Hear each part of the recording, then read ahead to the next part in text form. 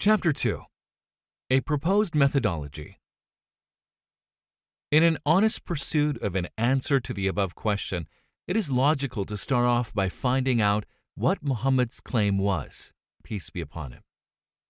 Having done this, it would be fair to evaluate and discuss such a claim without accepting it or rejecting it offhand.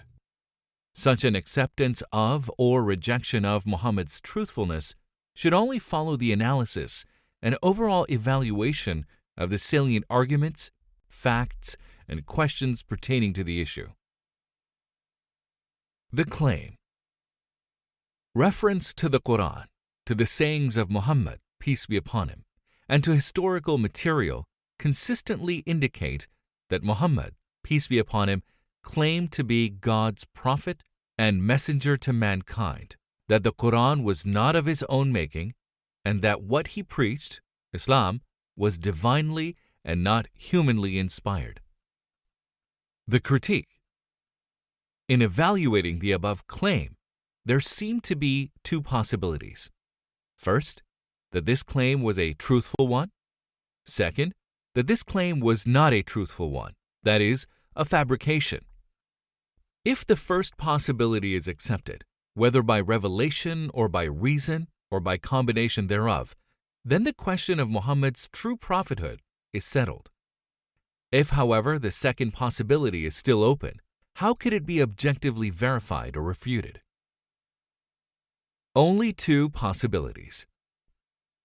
It is important to emphasize at this point that Muhammad's claim of prophethood, peace be upon him, is subject to only two possibilities: truthfulness or fabrication.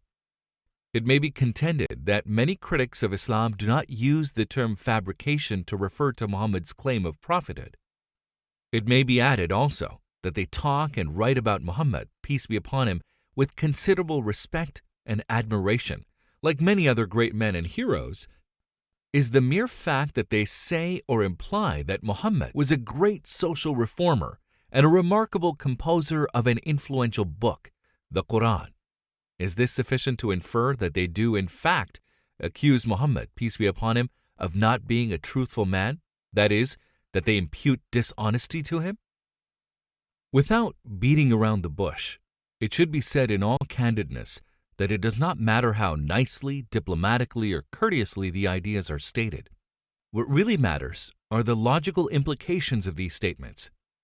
If an apparently fair and objective writer does not dispute the fact that Muhammad did claim that what he taught was neither of his own making, nor was it derived from any human source, and if the same writer says or implies later on that Muhammad, peace be upon him, was the composer or compiler of the Qur'an, then what he is really saying is that Muhammad was not truthful or sane when he claimed the divine origin of Islam.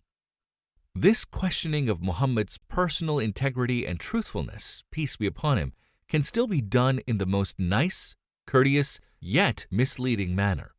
It is this courteous inconsistency, and in some cases hypocrisy, that is likely to mislead the reader, Muslim and non-Muslim alike.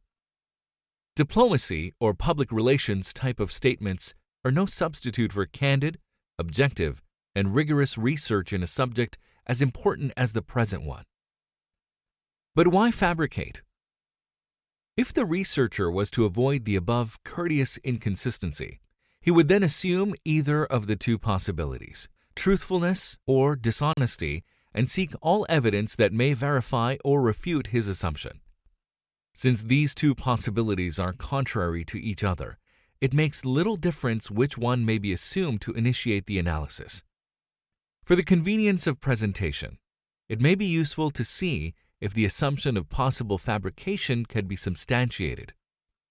If it were true that Muhammad's claim of prophethood, peace be upon him, was a mere fabrication, then two sub-possibilities may present themselves. A, that he might have fabricated this claim deliberately and knowingly, or B, that he might have done so unconsciously.